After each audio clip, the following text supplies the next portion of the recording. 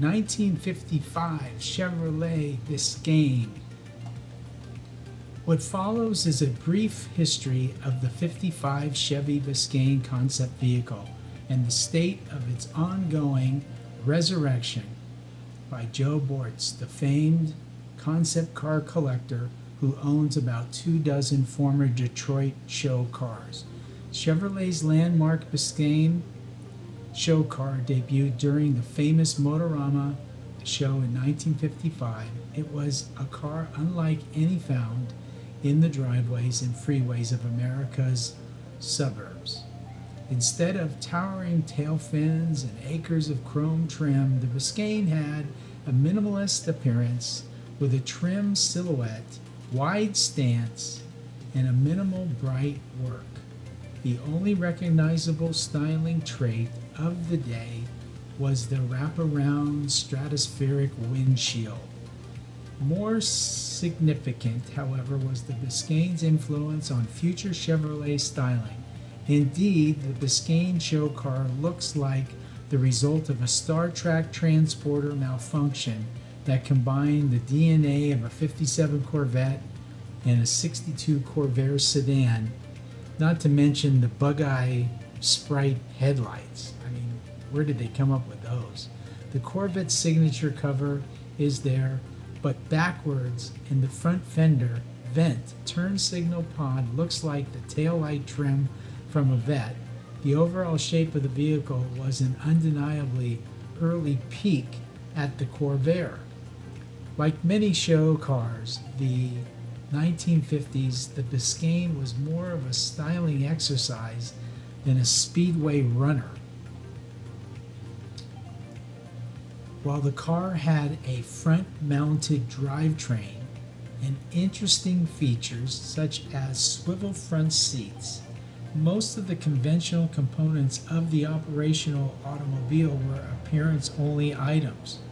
There were no side windows, and the power window switches were dummies.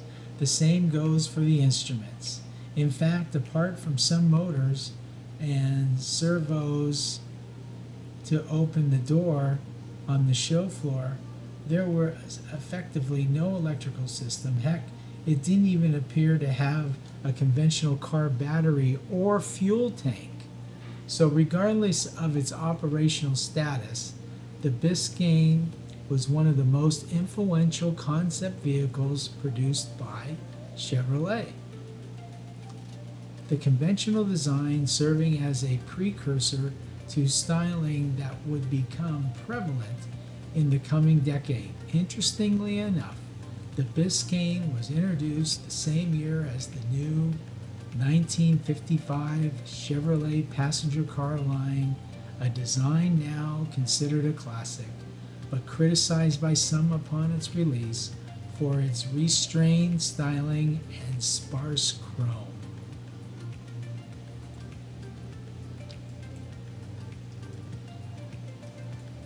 To the boneyard, as has been the fate of all too many concept vehicles, the Biscayne had a date with the scrapyard once the auto show spotlight was trained on the next hot for the moment show vehicle.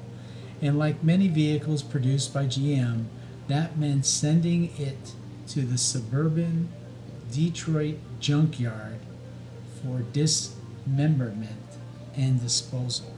The yard was war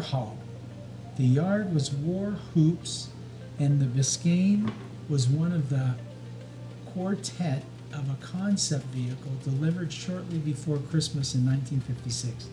The others included the Cadillac Eldorado Brougham and the LaSalle 2 Roadster and the LaSalle 2 sedan.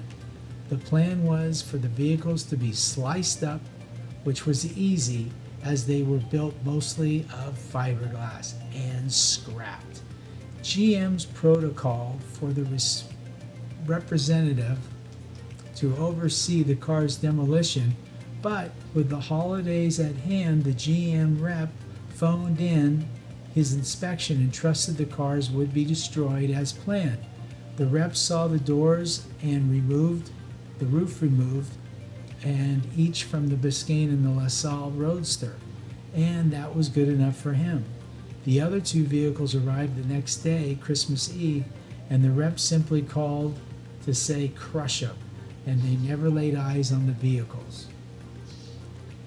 But Harry Warhoop Sr., the yard's operator, thought the cars were too unique to destroy, so he had his employees stash the parts removed from the Biscayne and LaSalle 2 Roadster, and the Eldorado Roham and LaSalle 2 sedan were hidden and left mostly intact, and so they remained for the next 30 years. Love it.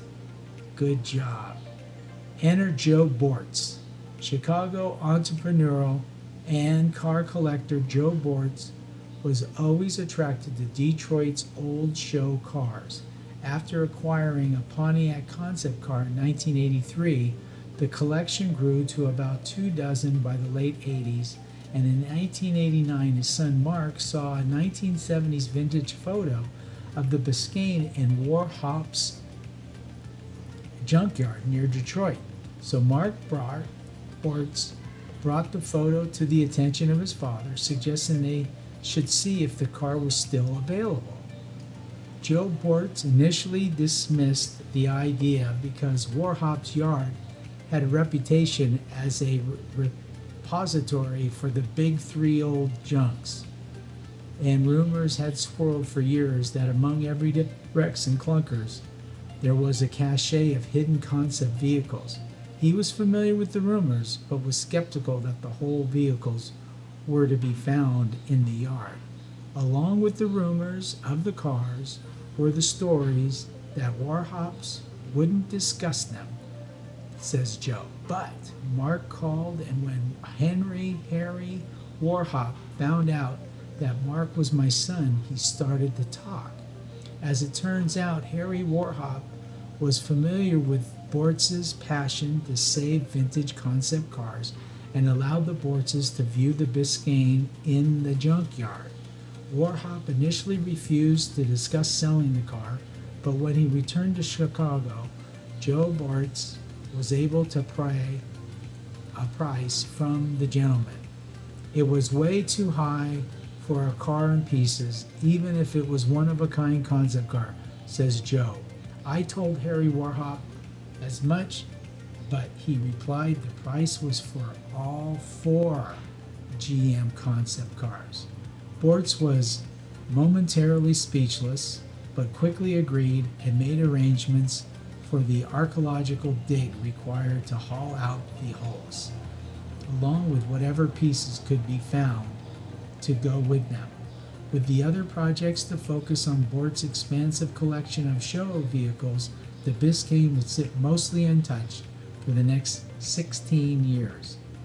Although some initial fiberglass work had been performed several years ago to reattach the roof, restoration work on the Biscayne began in 2005, and with the reconstruction of the vehicle's frame. The original frame had long ago rotted away in the Michigan mud at Warhop's yard. Luckily, the Biscayne was essentially a fiberglass tub bolted to a conventional frame. With the body intact, fabricating a frame would be a relatively straightforward task, not necessarily an expensive one, but straightforward nonetheless. Building the frame fell to the street rod builder Carrie Hopperstead, and having fabricated frames for countless hot rods during the last 30 years, creating the Biscayne's foundation was easily within his capabilities. This is the point where Super Chevy caught up with the project. We visited Hopperstead's shop to get a look at the frame and some background information from Bortz himself. In an amazing stroke of luck, he was able to obtain internal GM photos from the car's construction more than 50 years ago.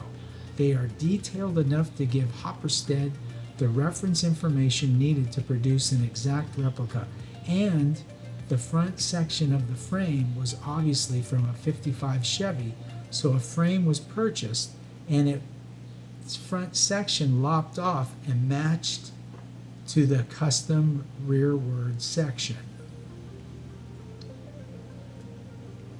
Obviously, there is still much more work to be done on the Biscayne. In addition to the frame, the body and the interior require extensive work. The engine also has to be cleaned up and rebuilt. Bort says the work should consume the next couple of years or so. And when finished, it promises to pull out the spotlight back onto the Chevy's most important concept cars.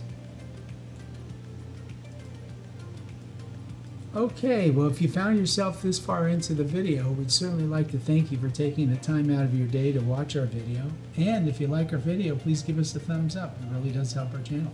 And if you like our channel, please subscribe, because we'll be doing all the concept cars from the 50s and 60s. We'll be doing sports cars, hybrid cars, supercars, sports cars. We'll be doing autoramas and custom car shows and hot rods. So a little bit of everything for everybody.